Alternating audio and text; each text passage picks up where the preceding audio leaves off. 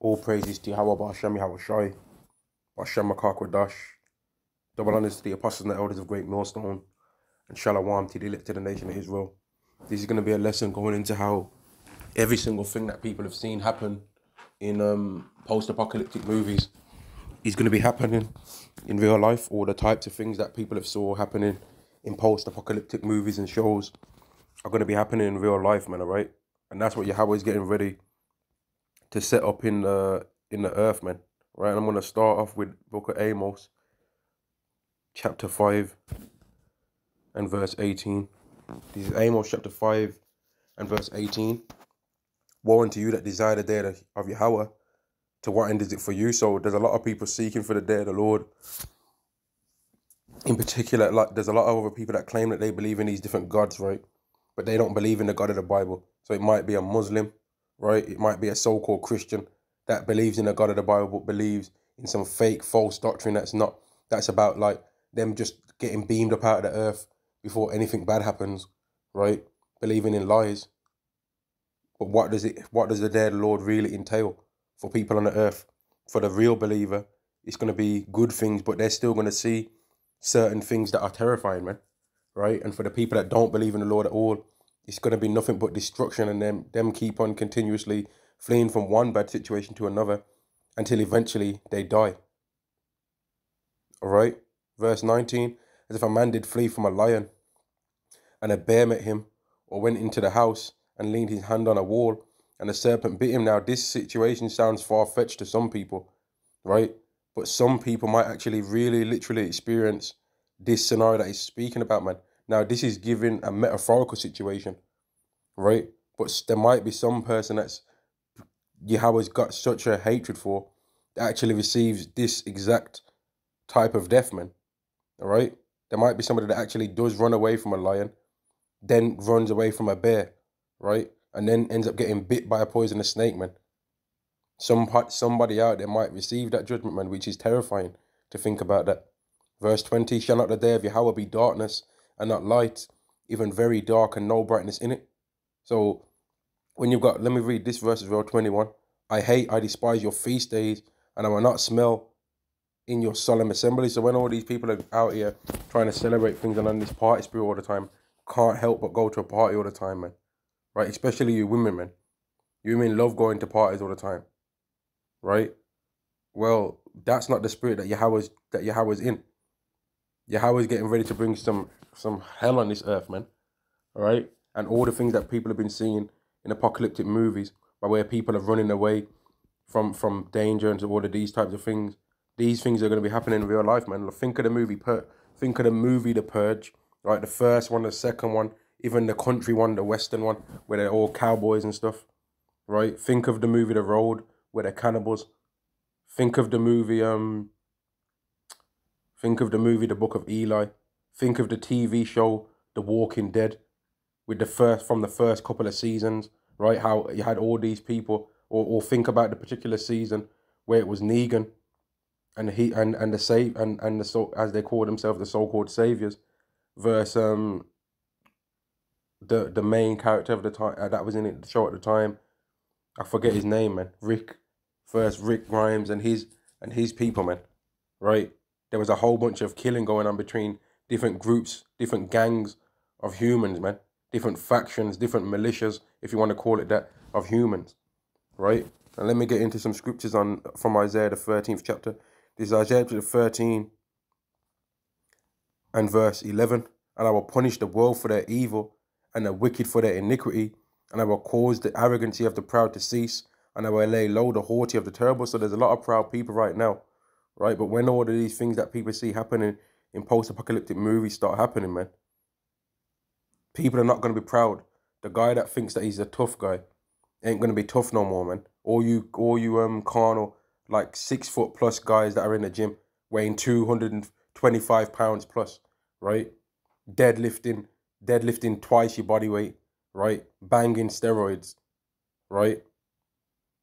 Puffing up your chest after you've hit the bench, right? Barging guys out the way in the gym, asking guys how much sets they got left, telling them to hurry up, flexing in the gym, showing that it's this guy's 1 rep max, right? But that's what you do for 10 reps. All you cats like that are showing off, man. Thinking that your body's just so amplified beyond whatever could happen. And you're physically prepared for any situation, right?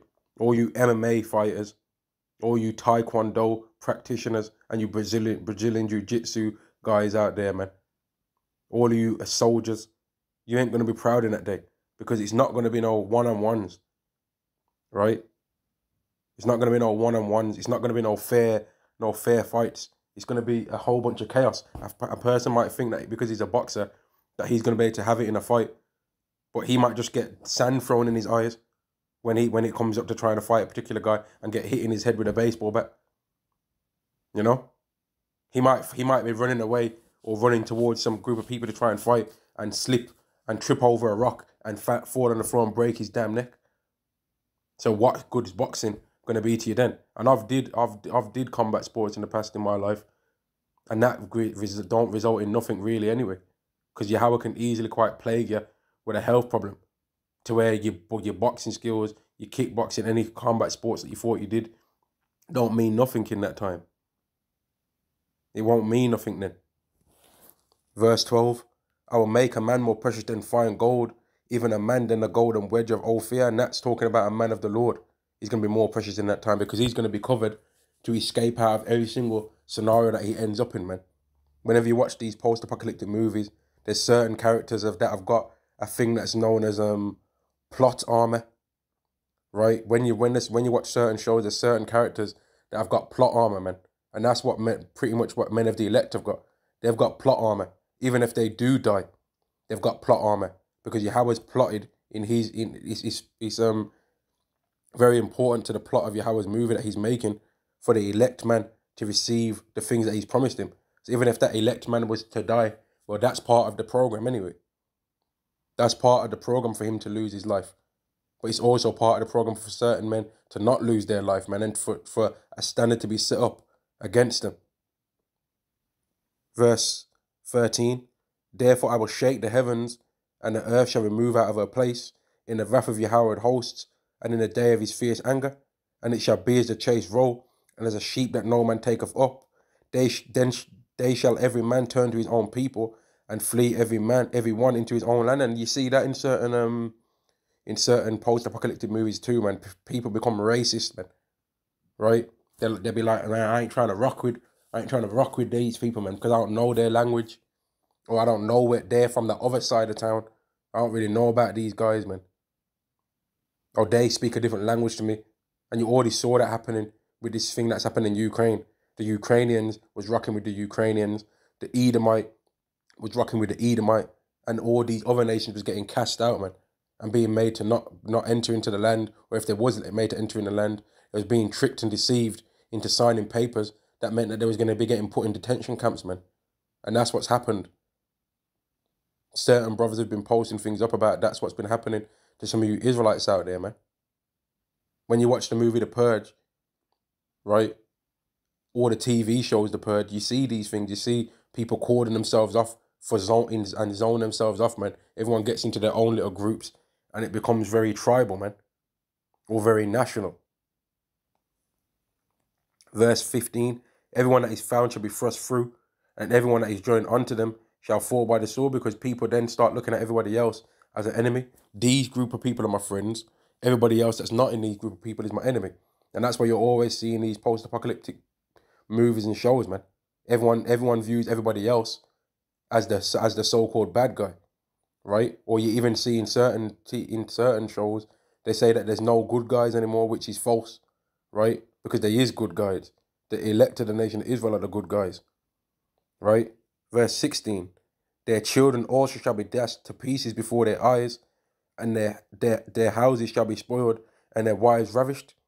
And I don't even need to break that now, right? Children are going to be getting harmed, right? And wives are going to be getting ravished. That's simple and plain, man. And you also see stuff like that happening in post-apocalyptic movies and shows, man. And it's going to be happening not in TV shows. The day is going to come where Yahweh's going to make it happen in real life, man. Now let's go into some more things that is post-apocalyptic type events. Or post-apocalyptic type events, man. All these things that people see happening in these TV and shows. are going to be happening in real life, man, before their eyes. The Children of Men, The Road, Walking Dead, Prepper. There was one movie I watched before on Amazon Prime called Prepper, which the guy kind of understood that something was going to be happening, right? So he started gradually preparing and buying food, but he did it in the carnal way. He started buying up food with him and his wife, started buying up food. They started thinking about trying to buy some land somewhere. He started learning, he was going to learn a combat sport, but then he realized he didn't like that. So then he bought guns and weapons and stuff like that. And they tried to make it in a bit of a comedy way. But that was a good movie, man. It's on Amazon Prime and it's called Prepper. It was free at one stage, but now it's you have to pay like a small amount of money, like £3 or something like that, to rent it or whatever. But you can probably find it some other way on the internet anyway. But it was an alright movie, man.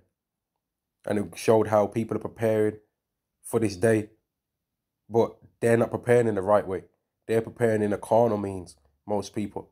Whereas if you prepare spiritually, you'll be able to escape out of every situation, man. And preparing spiritually comes by the guidance of the Yahweh, man, and protection of Yahweh through believing in Yahweh Ba'Hashem Yahweh Shai. Salakia. Second chapter 15 and verse 16. For there shall be sedition among men, and invading one another. They shall not regard their kings nor princes, and the course of their actions shall stand in their power. So that goes into people being against the government, man. Like in a post-apocalyptic show, The Handmaid's Tale, in the opening scene of that show, right, you had a group of people throwing bricks and throwing stones, glass bottles at the police, right? And then the police just pulled out their guns and started just slaying people with their guns, man. Right? And these are types of things that are going to be happening, man. And I've still got something that I envision in my mind that for some of you women out there, man, where army soldiers are going to like be taking over certain parts of certain cities, right? And you women, because you're so used to being able to use your body to get whatever you want, you're going to think that there's a particular soldier that's attractive in a particular group, right? And you're going to try and sashay yourself over to him, clicking and clacking your heels, talking about he's handsome, he's fit, or whatever you want to try and be doing.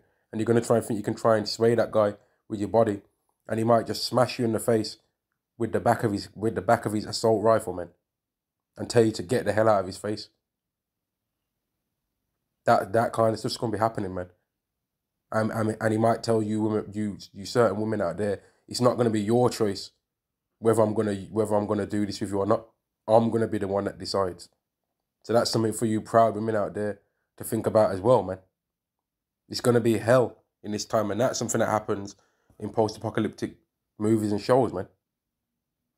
In The Walking Dead, there was a scene where there was cannibals, where there was people that was like dragging out a woman to use her for you know what, man, and then put her back in the shack or whatever, or the back of the trailer or whatever, man. And it was there for just that specific purpose, man. So it's not a game. The things that happen in these post-apocalyptic movies and shows are going to be happening in real life, man. In real life, people are going to see these things. And that's why a lot of people are going to be wanting to get chipped, man. I'm going to be trying to run to Esau for help, because Esau's going to appear as though he's got the things necessary to save people, man. He's going to seem as though he's got the safest and most secure part of society. But when you go into those places, you're going to be ended up marking yourself for even further destruction, man. Verse 8, verse 17, a man shall desire to go into a city and shall not be able. That happens in these things, in these TV programs and shows, right? People want to go to a certain place and they always say, oh, I wouldn't go to that place. It's bad over there. I wouldn't go to that place. That place is finished. And that's normally some of the places that have got the larger populations, man, and these so-called melting pots. Those are normally the first places to go, because there's so many people there and so much carnality there, man. Verse 18, for because of their pride the city shall be troubled, the houses shall be destroyed, and men shall be afraid. And there's a particular movie called, I believe it's called 666, The Mark Unleashed. And there's one Israelite guy cruising around in his fancy car, right? He was being proud as hell. He's saying to these people, like laughing at them because they're walking, calling them idiots and stuff like that. until one guy just gives him a smack in the mouth and drags him out his car. And then he ends up getting his car robbed, man. He ends up getting his car robbed. And then that's when he turns and realizes that he was being a demon. And then he ends up like getting salvation afterwards. But he ends up having to, if I'm not mistaken, lose his head, according to Revelation 20:4, in order to be able to like get the good things through that journey, man. Which is what some people are going to have received. Verse 19. A man shall have no pity upon his neighbour, but shall destroy their houses with the sword and spoil their goods because of the lack of bread and for great tribulation. So that's what happens in some of these things as well. Some of the people say, oh, we'll share the food with you, right? There's no need to, you don't have to do this. They might be having guns pointed at them, swords, and they say, you don't have to do this, we can share it. And then they always say, nah, there won't be, you know, like I know, there won't be enough for the two of us, or there won't be enough for all of us to share. And then when certain new people are trying to join the group as well, sometimes they don't want new people to join the group, because the way how they see it is that's another mouth to feed, and that goes back into how everyone's going to become enemies, man. People ain't going to be looking at each other in a friendly way. Like in this world, people will become friends just because they might like the same football team, and then now that becomes their football team friend. Or women might make friends with another woman because they're both of a certain level of attractiveness, and now that becomes a nightclub friend. You see? But when it comes, or men might become friends because they both go to the same gym. Now that becomes his gym friend, which might turn into his nightclub friend, drinking friend, or whatever. But in the times to come, people ain't going to be wanting no friends. People are going to be looking at everyone like they're an enemy, man, because some of the things that they're going to have experienced is going to show that you can't really trust certain people. So everyone's going to be looking at everyone sideways in that time, man. And it's only going to be the men of the elect of Yahweh Ba'Shem Yahushai. They're going to have the spirit to discern between who can and cannot be trusted. And let me get a scripture on this. Let me get this scripture, in fact. I always like reading this scripture. This is Jeremiah chapter 9 and verse 23.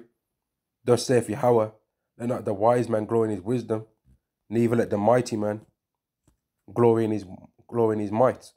Let not the rich man glory in his riches, but let him that glorieth glory in this, that he understandeth and know of me, that I am Yahweh, which exercise loving kindness, judgment and righteousness in the earth.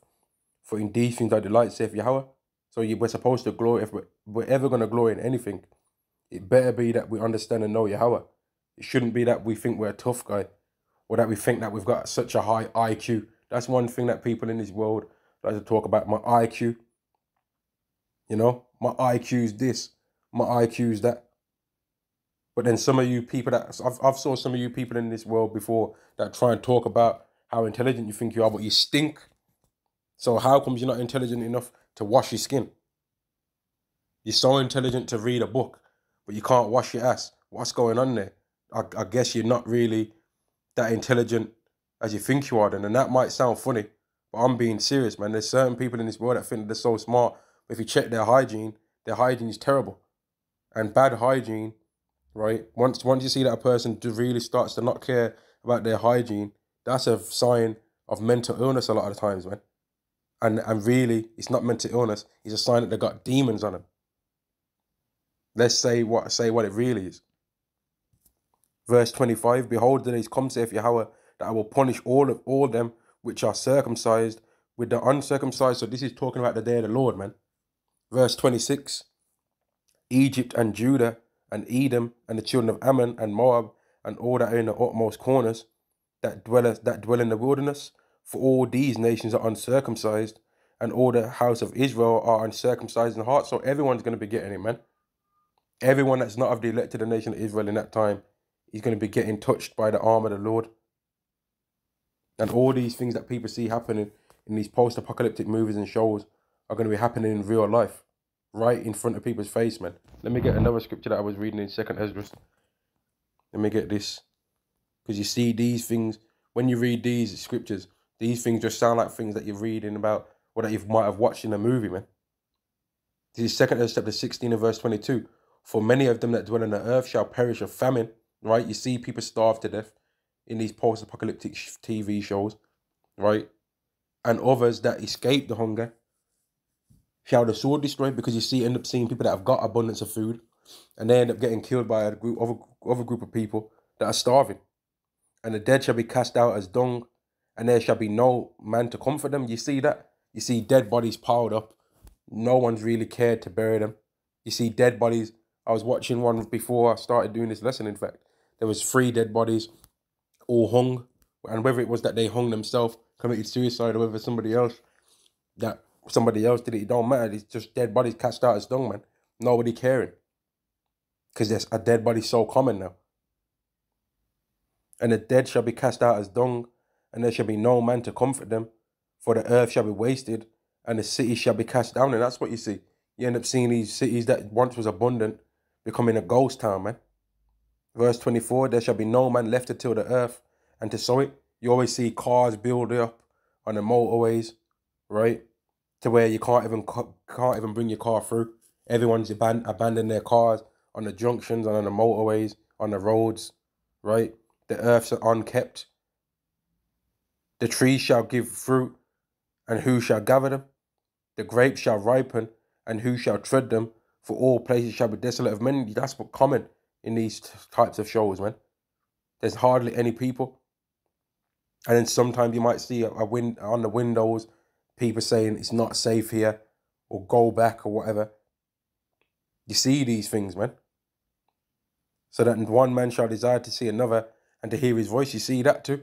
People that might have not saw somebody for ages, and then when they do see somebody, they might think it's a dream, or they might think it's like, it's not real, man. And that's what it's going to get like when Yahweh starts making people die. There's going to be so many little people left in certain places that people are going to be like, man, I'm lonely. They're going to be like, damn, I'm lonely. I want to see somebody else. I want to hear another person's voice. You know, you always see that in these post-apocalyptic movies and shows that might have the main character. He wakes up in a hospital, right? Everyone around him's dead. He starts walking the streets in some clothes that he's managed to steal from his outside of his hospital clothes, right? Or he might be walking around the street. In fact, they showed this in 28 Days Later, man. The guy wakes up in hospital, right? Realize that there's no one in the hospital. Then he walks out, finds himself a vending machine, starts drinking some of the drinks out of there, right? Then he's walking the streets of London, I believe it is, and he's shouting hello. And all you're hearing is nothing but an echo, man. There ain't no one there. In the movie I Am Legend, he was trying to look and try and see if he could find any people, and he ended up eventually finding that woman and her son, and he was happy to see somebody else there, man. And once they was around him, he didn't want to let them go and kept them around him. You see? Verse 27, so that one man shall desire to see another and to hear his voice. For of a city there shall be 10 left, and 2 of the field, which shall hide themselves in the thick groves and in the clefts of the rock, because people are going to be hiding themselves, because there's going to be a lot of murder going on. So people are going to be hiding themselves because they don't want to become a victim of such things. But some of those people that hide themselves are going to become victims of famine, because they're going to starve to death, because they're so scared of being killed by the sword that they're going to not want to move from where they are, and it's going to cause them to die, man. Verse 29, as in an orchard of olives, upon every tree there shall be 3 or 4 olives, or as when a vineyard is gathered, there are some clusters of them that diligently seek through the vineyard. Even so in those days there shall be 3 or 4 left by them that search their houses with the sword. And that's what people are going to be doing, man. Searching houses with the sword, trying to pillage, rob, and steal to feed their own belly, man. 2 Ezra chapter 15 and verse 19, a man shall have no pity upon his neighbor, but shall destroy their houses with the sword and spoil their goods because of the lack of bread and for great tribulation. People are going to be harming each other, just like you see in all these post-apocalyptic movies and shows, man. That's what people are going to do. And I'm going to end the lesson there. All praises to Yahweh Ba'Shem Yahushai, Ba'Shem Rakak Wadash, and Shalom to the nation of Israel. Shalom.